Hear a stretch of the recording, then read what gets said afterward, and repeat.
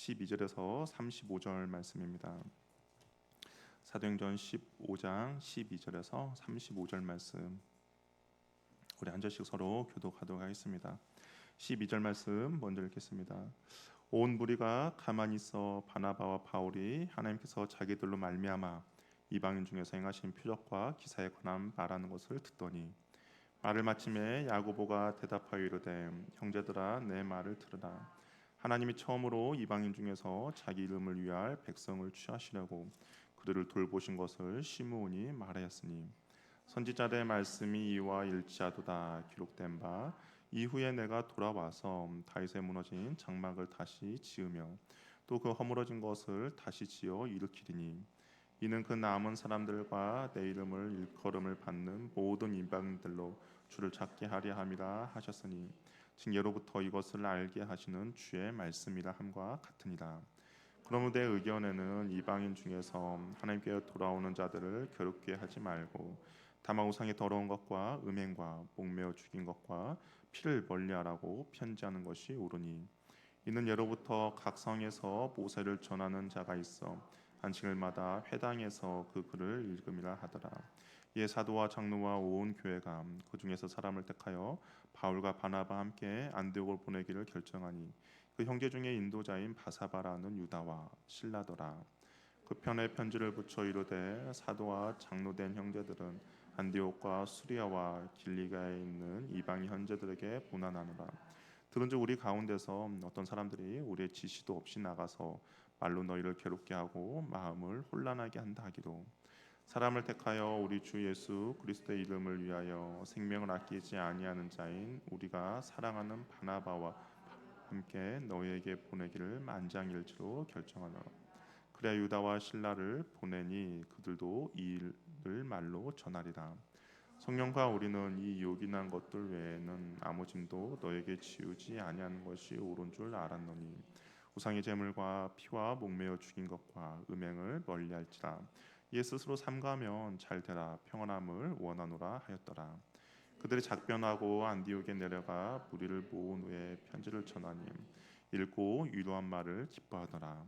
유다와 실라도 선지자라 여러 말로 형제를 권면하여 굳게 하고, 얼마 있다가 평안히 가니라 전송을 형제들에게 받고 자기를 보내던 사람들에게로 돌아가되, 바울과 바나바는 안디옥에 유하여 수단 다른 사람들과 함께 주의 말씀을 가르치며 전파하니라. 아멘. 우리 옆에 분과 한번 인사 나누겠습니다. 삼가면 복이 있습니다. 삼가면 복이 있습니다.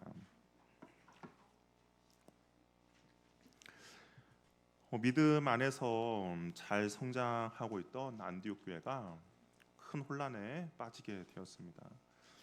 구원이 전적으로 하나님의 은혜인가, 아니면 예수도 필요하지만 너무 이렇게 아무 값 없이 받는 은혜에 익숙하지 않으니까 모세 율법을 지킴으로 완성이 되느냐의 문제가 이제 안디옥 교회 가운데 발생했죠. 심각한 문제였습니다. 안디옥 교회 안에서도 해결할 수가 없었어요. 그래서 예루살렘까지 가야 했습니다.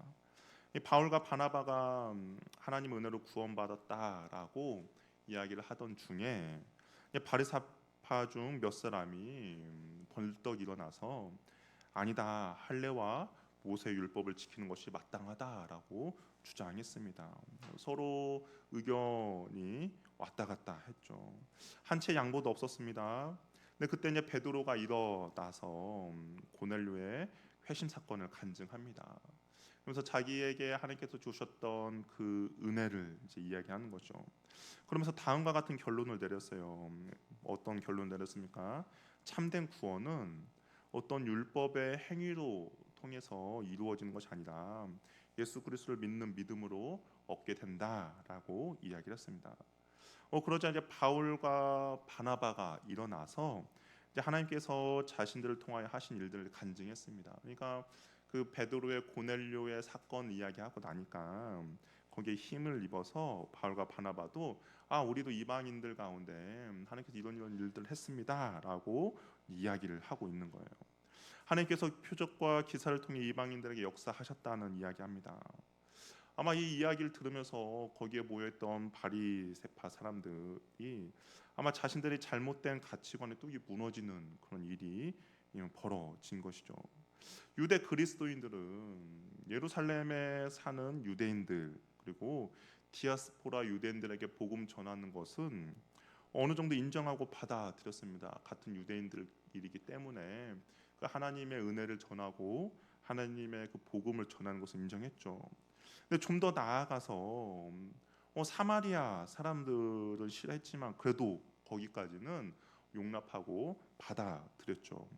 아픈 과거의 역사이지만 그러면도 혈통적으로는 아브라함의 한 자손이고 그러다 보니까 사마리아인들까지는 아무 거리낌 없이 받아들였습니다. 아마 그들이 생각하는 땅끝이 사마리아였을 수도 있어요. 아무튼 이게 우리가 사도행전 쭉 보면 사마리아인들까지도 다 수용했죠. 그런데 이제 문제가 어디서부터 조금씩 불거졌냐면 베드로가 고넬료 집에 방문했다라고 했을 때부터 유대 그리스도인들 가운데 이제 반발심이 생겨났죠. 어떻게 유대인으로서 이방인의 집에 갈 수 있고 그들과 함께 식사를 할 수 있느냐의 반발이 일어났었습니다. 그럼에도 불구하고 베드로가 거기에 대한 해명을 했죠. 내가 가고 싶어서 간 것이 아니라 성령 하나님께서 그렇게 이끌어 갔다라고 이야기했습니다. 그리고 이제 조금 더 시간이 지나면서 이방인이 다수 포함된 안디옥 교회가 탄생합니다. 그리고 안디옥 교회가 파송한 바울과 바나바가 정말 이제 이방인들에게 선교를 했고 그곳에서 정말 수많은 이방인들이 돌아왔고 또한 이방 지역 곳곳에 교회를 세워갔고 그리고 하나님의 행하신 표적과 기적과 놀라운 일들을 이제 이야기를 한 것이죠. 그러다 보니까 그 유대 그리스도인들 사마리아가 정말 땅끝이라고 생각하고 여기까지는 내가 수용하고 싶고 여기까지는 내가 받아들일 수 있다라고 생각하는 그 사람들 자신들의 경험과 생각과 가치관들이 이제 무너진 일들이 벌어진 것이죠. 베드로의 이야기를 듣고 바나바와 바울의 보고 다음에 어느 누구도 섣불리 일어나서 발언을 할 수가 없었습니다. 정말 그 장례가 아마 조용했을 거예요. 근데 이때 이제 누가 등장하냐 보니까 야고보가 등장해요.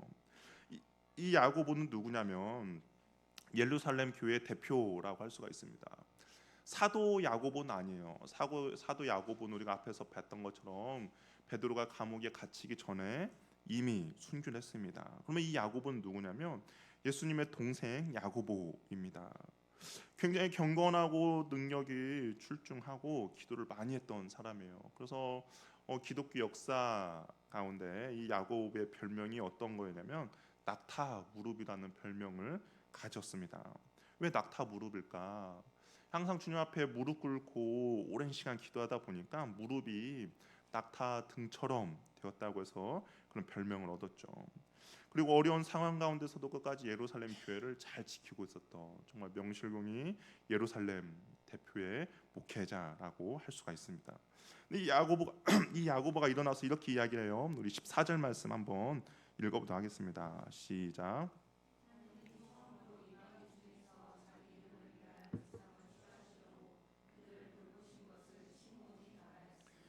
여기서 시므온은 이제 베드로를 이야기하거든요. 베드로의 옛 이름이 바로 시므온입니다.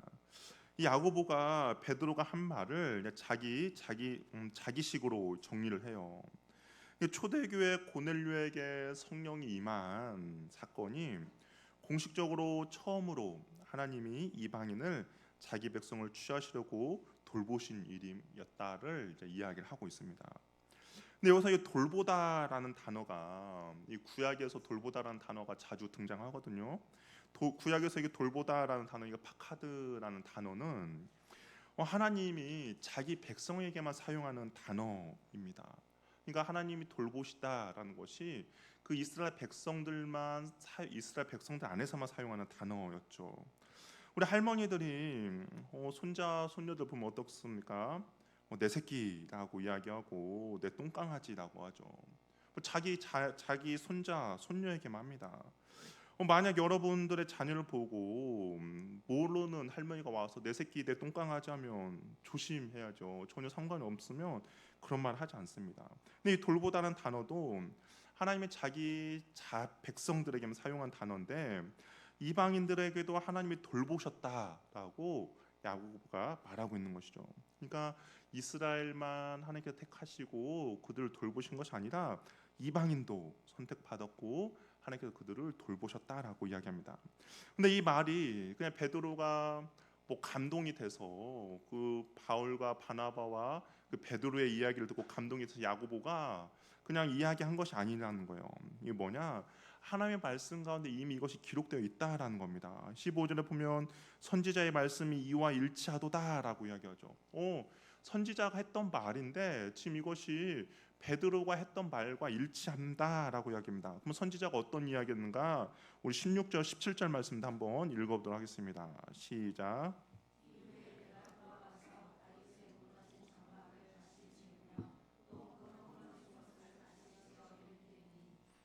그 남은 사람들과 내 이름으로 일컬음을 받는 모든 이방인들로 주를 찾게 하려면 하는. 이 과거의 선지자들 했던 말씀인데 이 말씀은 아모스서 9장 11절 12절 말씀을 인용한 겁니다. 이게 이후에 그러니까 메시아가 나타났을 때 하나님의 영광이 나타났을 때 다윗의 무너진 장막을 다시 짓는다라고 이야기해요. 다윗에게 무너진 장막은 정치적으로 멸망당한 이스라엘 왕국을 가리키는 건데요. 이스라엘이 하나님 앞에 불순종해서 바벨론에 의해서 다 무너졌죠. 정말 이게 아무것도 남아있지 않는 것 같습니다. 그런데 하나님께서는 이 이스라엘 왕국이 멸망했지만 메시아인 그리스도가 다시 오셔서 하나님의 영원한 나라를 다시 일으킬 것이다라고 이야기합니다. 근데 그 대상을 보니까 누굽니까? 남은 사람들이에요. 이 남은 자 신앙은 결국 하나님의 말씀 가운데 순종해서 믿음을 지켰던 이스라엘의 그 남은 자들입니다. 그런데 그들에게만 하나님께서 구원을 베풀어 주신 것이 아니라 무엇이에요? 내 이름으로 일컬음을 받는 모든 일방인들도 주를 찾게 할 것이다라고 이야기합니다. 그러니까 하나님의 구원의 계획이 남은 이스라엘 백성들뿐만 아니라 하나님을 찾는 이방인들까지도 다 포함되어 있다라고 이야기하고 있는 것이죠. 아브라함의 후손만이 아니라 모든 이방인들하고 이야기를 하고 있습니다. 이 이방인들에 대한 구원의 계획이 어때요? 이미 예전부터 하나님이 준비하시고 계획하신 그런 일이라는 것을 야고보가 말하고 있는 것이죠. 하나님 이방인에 대한 구원의 계획이 어떤 우연하게 일어난 것이 아니라 이미 구약에서부터 하나님의 계획하심이 있었다라고 이야기합니다. 그것이 하나님의 말씀 가운데 기록되어 있다라고 이야기하죠. 그런데 이스라엘의 수많은 사람들 어땠습니까? 이 말씀을 읽고 암송도 했겠죠. 그럼에도 불구하고 수없이 보았음에도 불구하고 이 성경을 온전히 깨닫지 못했습니다. 이 이방인들에 대한 구원의 말씀을 온전히 알지를 못했죠. 왜 그렇습니까?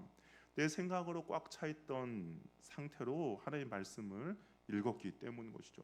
그들이 가지고 있던 그것은 편견은 무엇이었어요? 구원은 오직 선택된 유대인들에게만 있다라는 그 생각과 그 시각을 가지고 말씀을 읽다 보니까 깨닫지 못한 거죠. 이방인들에게 구원은 있을 수 없다라는 선입견을 가지고 있었습니다. 그러다 보니까 이 말씀을 수없이 암송하고 말씀을 읽었음에도 불구하고 말씀이 깨달아지지 않았던 것이죠. 우리가 신앙생활하면서 실수하는 부분이 바로 이런 것들입니다. 내 경험과 내 생각으로 판단하고 해석하려고 하죠. 그러다 보니 하나님의 온전한 뜻을 발견하지 못하고 깨닫지 못하는 것이죠. 하나님은 처음부터 이방인에 대한 구원의 계획이 포함되어 있었습니다. 그런데 이스라엘 백성들 하나님의 뜻을 발견하지 못했어요. 내 지식, 내 경험, 내 생각, 내 가치관 안에서 하나님의 말씀을 편집하고 이해하려고 했던 것이죠. 그러다 보니까 하나님의 뜻과 상관없는 그런 진리들을 사람들에게 가르치고 전파하려고 했던 것입니다. 야고보는 다음과 같은 결론을 내려요. 어떤 결론을 내렸냐? 우리 19절 말씀 한번 읽어보도록 하겠습니다. 시작. 중에서 하나님께 돌아오는 자들을 괴롭게 하지 말고. 그러니까 그 이방, 그 바리새인 그리스도인들이 하나님 구원은 믿음으로만 얻는 것이 아니라 율법을 행하고 할례를 행해야 합니다라고 이야기했는데 이 야고보가 아니다. 하나님의 구원의 계획은 이미 예전부터 기록되어 있고 우리를 값없이 구원해 준 것처럼 이방인들도 주를 찾는 자들을 구원해 주신다라고 이야기하면서 그가 내린 결론은 이겁니다. 그러니까 이방인 중에 하나님께 돌아온 자들을 괴롭게 하지 말자라고 이야기합니다. 이 괴롭게 하다라는 말이 군사들이 도시를 약탈한 행동을 가리키는 표현이에요. 우리가 하나님의 뜻을 오해하면 잘못 깨달으면 하나님께로 돌아오는 사람들을 괴롭게 할 수가 있다는 것이죠. 이방인들에게 율법을 지켜야 구원 얻는다, 할례를 받아야만 구원이 얻는다라는 것들이 그들이 구원의 길로 오는 것을 가로막는 행위고 생명을 빼앗고 하나님 나라의 복을 빼앗는 일이기 때문에 그들에게 그런 율법의 멍에를 메어주게 하지 말자라고 이야기를 하고 있습니다. 그렇다고 해서 이 야고보가 우리가 그렇죠, 진리와 비진리 가운데 진리가 아닌 것을 전하는 사람들 우리는 배격합니다. 그러나 이 야고보는 진리가 아닌 것을 전하는 사람들임에도 불구하고 어때요? 같은 한 형제 자매이지 않습니까? 같은 공동체 안에 있는 형제 자매예요. 그렇다고 해서 이들을 완전히 무시하거나 배척하진 않습니다. 이 야고보의 성숙함 우리가 엿볼 수 있는 대목인데요.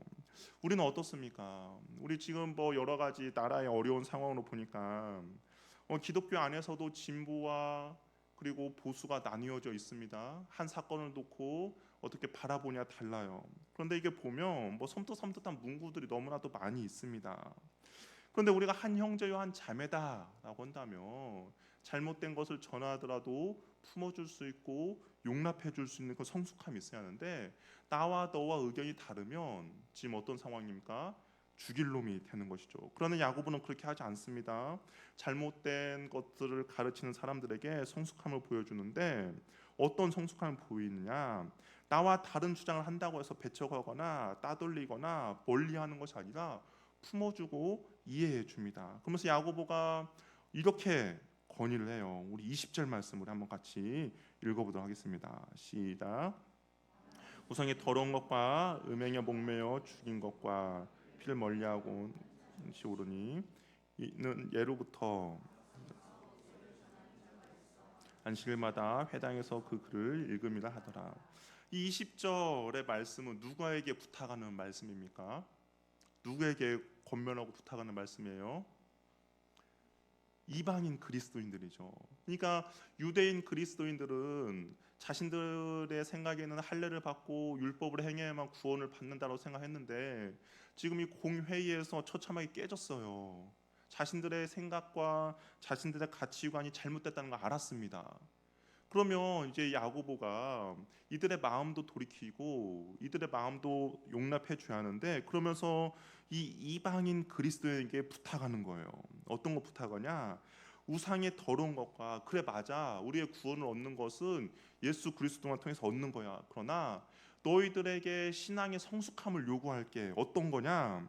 우상의 더러운 것과 음행에 목매어 죽인 것과 피를 멀리하는 것을 너희가 좀 멀리 해줘라고 이야기합니다. 왜 이것을 멀리 해달라고 이야기합니까? 21절에 뭐라고 되어 있어요? 이는 예로부터 각 성에서 모세를 전하는 자가 있어 안식일마다 회당에서 그 글을 읽음이다. 유대인 그리스도인들은 예수 그리스도 안에서 구원을 받았음에도 불구하고 전통으로부터 내려오는 문화가 있습니다. 근데 그 문화가 있기 때문에 우상의 더러운 것과 음행과 목매어 죽인 것과 피는 여전히 먹지 않고 있기 때문에 너희들이 성숙한 그리스도의 모습을 보여줘라고 이야기를 하고 있는 것이죠. 구원을 얻었으니까 나는 자유하면 돼. 나는 구원을 얻었으니까 난 마음대로 행동해도 돼. 나는 구원을 얻었으니까 믿음으로 구원 얻지 행동으로 율법으로 구원 얻는 거 아니잖아. 나는 자유해라고 생각하는 그 이방인 그리스도인들에게 부탁하고 있는 것이죠. 이 야고보는 이것을 구원을 얻기 위한 율법의 조건으로 말하는 것이 아니에요. 만약 이것이 구원의 조건이라면 어떻습니까? 우린 더 이상 떡볶이에 순대를 찍어 먹을 수가 없어요. 이것이 구원의 조건이라면. 왜냐하면 떡볶이에 순대를 찍어 먹으면 어떻게 됩니까? 지옥에 가야죠. 구원을 못 받습니다. 선지 해장국도 먹어서도 안 돼요. 그런데 이것은 무엇입니까? 구원의 조건은 아니지만 무엇이에요? 성숙한 그리스도인들이 다른 사람을 위해서 배려해 줘야 될 그런 모습이라는 것이죠. 왜 그렇습니까? 유대인들이 안식일마다 회당에서 이 금지 사항의 말씀을 읽고 있기 때문인 것이죠. 누구를 배려해서 내린 결정입니까? 유대인들을 위해서 이방인 그리스도인들에게 자제해 달라고 하는 것이죠. 예수 그리스도인들을 안 믿는 사람들에게 믿는 조건으로 제시하는 것이 아니라 예수 그리스도를 믿는 사람이 지켜야 할 규칙으로 제시하는 것이죠. 구원을 얻는 조건이 아닙니다. 성숙한 그리스도인들이 행해야 할 조건이라는 것이죠. 이 우상의 더러운 것을 금하는 것은, 우상이라는 것은 우상이라 하지 않고 우상의 더러운 것이라고 이야기합니다. 믿는 사람에게는, 우리가 고린도 전서를 보면 믿는 사람에게는 우상은 아무것도 아니에요. 뭐 돌이나 나무나 아무것도 아닙니다. 우상을 섬기지 말라는 차원이 아니에요. 근데 문제는 뭐냐? 왜 우상에 더러워진 것이냐? 이 당시의 고기의 유통을 보면 우상에 드려진 재물이 이 고기가 시장으로 유통이 됩니다. 그러니까 먼저 고기로 도축을 하면 그것을 그 당시 이방인들의 섬기고 있는 우상들에게 먼저 드려지고, 그리고 그것이 시장에 나왔습니다. 그것이 어쩔 수 없는 유통 과정이었어요. 그러니까 당시에 시장에 유통되는 대부분의 고기는 우상에 바쳐진 제물입니다. 그런데 이 고기를 먹는다, 우상은 아무것도 아니죠. 아무것도 아닙니다. 그렇다고 그 고기를 먹으니까 뭐 믿음과는 전혀 상관이 없어요. 근데 이방인들은 그것을 먹겠죠. 즐겨 먹습니다. 이방인들이 못 먹는 이유는 한 가지, 없어서 못 먹을 뿐이지 먹는 데는 아무 거리낌이 없어요. 그럼에도 불구하고 이 유대인들은 어떠냐? 구약계부터 기록된 말씀이기 때문에 그것이 부정하다 생각해서 내가 비록 하나님의 자녀이지만 내 하나님 앞에 부정하다 생각하니 그것을 먹지 않았어요. 그러니까 문화가 서로 다른 거죠. 문화도 다르고 관습도 다르고 전통도 달랐습니다. 근데 야고보는 이것을 말하는 거예요. 유대인들을 위해 이런 행동을 너희들이 금해달라는 겁니다. 왜 금해달라고 했습니까? 그 유대인들도 결국에는 하나님의 구원받을 백성, 하나님의 사랑을 받을 백성이기 때문에 이방인 너희들이 그렇게 그런 거 먹으면서 전도하면 전도가 안 되기 때문에 금해달라고 부탁한 겁니다. 그래서 바울도 그랬죠. 우리 고린도전서 8장 13절 말씀 한번 읽어보도록 하겠습니다. 한번 읽어볼게요. 시작.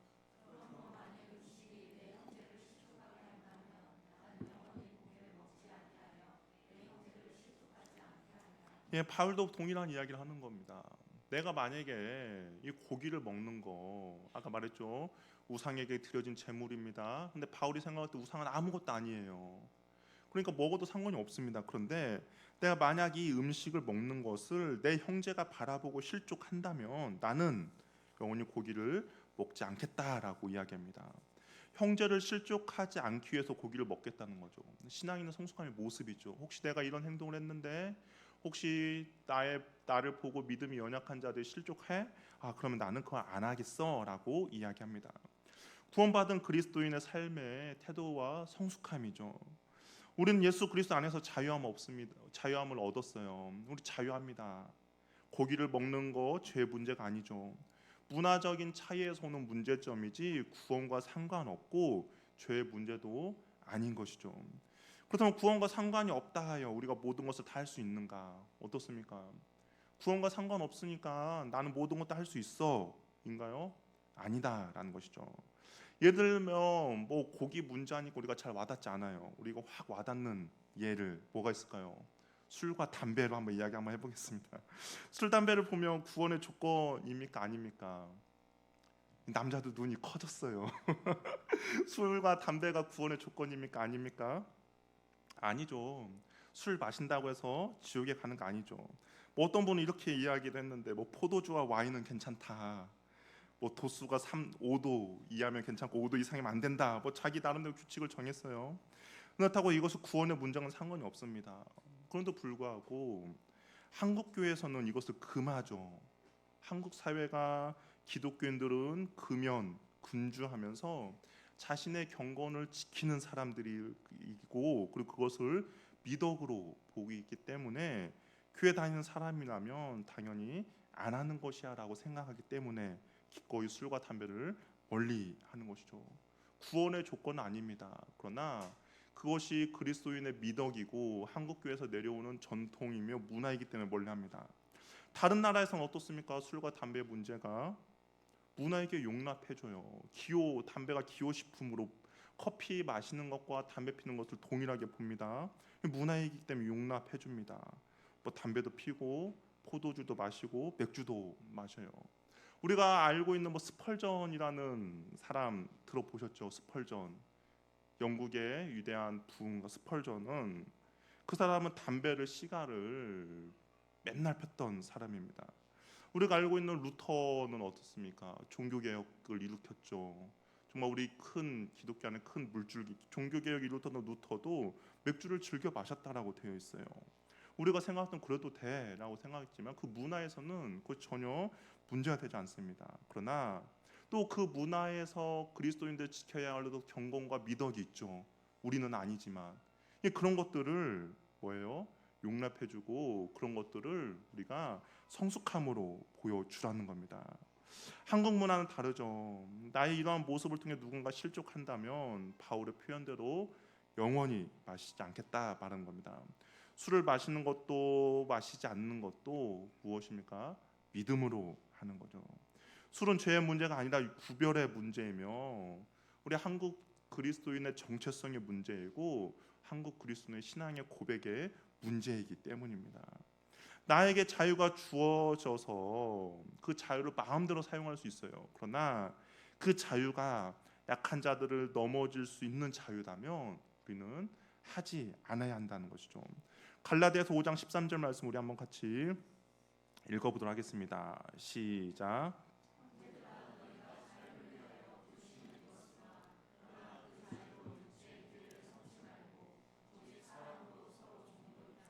뭐라고 되어 있습니까? 너희들 자유 있어. 예수 그리스도 안에서 너희가 자유함을 얻었어. 그러나 그 자유가 육체의 기회를 삼지 말고 그냥 육체가 원하는 대로 그 자유를 누리지 말고 뭐예요? 오직 사랑으로 서로 종로로 타라는 것이죠. 그 사랑함으로 상대방을 배려해주고 바라보고 용납해 주라는 겁니다. 난 자유하니까 상관없어요. 문제가 아니죠. 맞냐 틀리냐보다 더 중요한 것은 사랑함이 그 안에 있어야 한다라는 겁니다. 그럼 나에게 주어진 자유를 어떻게 사용해야 될지 답은 정해져 있죠.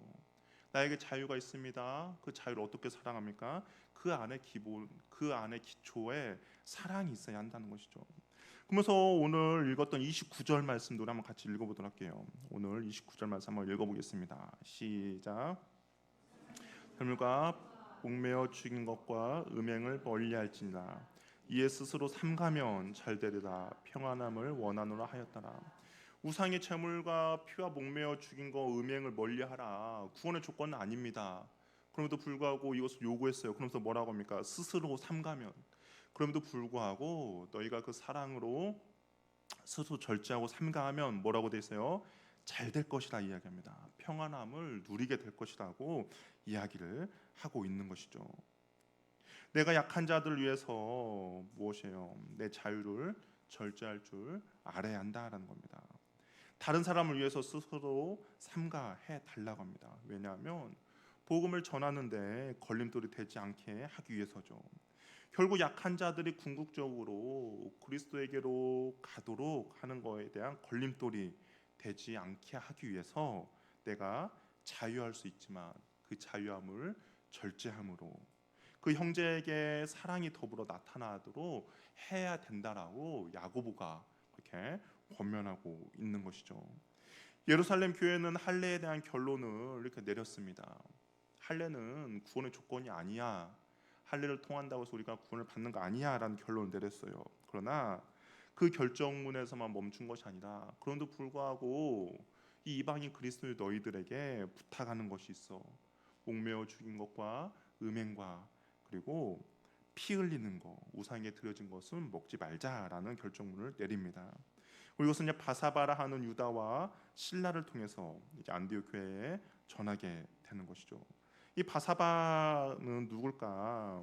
앞에서 이게 바사바라는 사람 한 명 등장하긴 해요. 가룟 유다를 대신해서 부족한 사도를 한 명 뽑을 때 후보에 올랐던 사람입니다. 거기 보면 바사바라고도 하고 별명은 유수도라고도 하는 요셉이요, 하나는 마띠아가 됐죠. 그러니까 그 바사바였음에도 불구하고 자신이 어떻게 보면 사도로서의 직분을 얻지 못했음에도 불구하고 끝까지 그 주님의 몸된 교회에 충성하고 있는 것이죠. 또 한 사람은 실라입니다. 이 성경에 보면 실루아노라고도 불려져요. 바울의 이제 앞으로 우리 살펴보겠지만 바울의 2차 전도 여행 때 함께 바울과 동행한 인물입니다. 이들은 이제 편지만 전해주는 것이 아니라 예루살렘 회에서 오고 간 이야기들, 여러 가지 결정들을 잘 전달해 주었죠.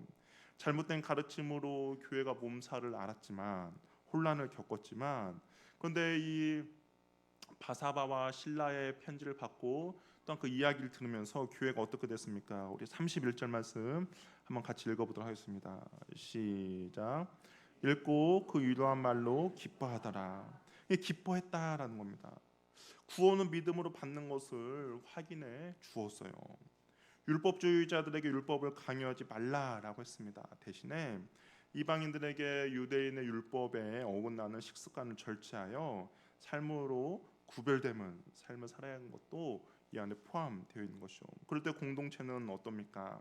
잘 되고 평안함을 얻게 된다라는 것이죠. 교회는 서로 다른 삶의 배경과 신앙의 배경을 가진 사람들이 한데 모여 있는 공동체입니다. 내가 생각하는 것과 다른 사람이 생각하는 것이 다르죠. 우리 뭐 한 침대를 같이 몸을 부대끼고 살아가는 남편과 아내의 생각도 너무나도 다릅니다. 심지어 내 뱃속에서 나온 자녀, 자식도 생각 다르죠. 하물며 이 공동체 서로 다른 삶에서 자란 사람들 얼마나 다름이 있겠습니까? 공동체 안에는 신앙의 연륜이나 문화적인 배경도 다르죠. 어떤 분은 전통적인 신앙에 익숙한 분도 있고, 어떤 분은 정말 자유로운 영혼처럼 자유로움에 익숙한 사람도 있습니다. 이때 나의 기준을 상대방에게 강요하기보다는 상대방 입장을 이해하고 말과 행동을 절제하는 모습이 이 공동체 안에 필요하다라는 겁니다. 왜 그렇습니까? 바울이 말한 것처럼 사랑으로 서로 종로로 하기 때문인 것이죠. 사랑은 어떻습니까?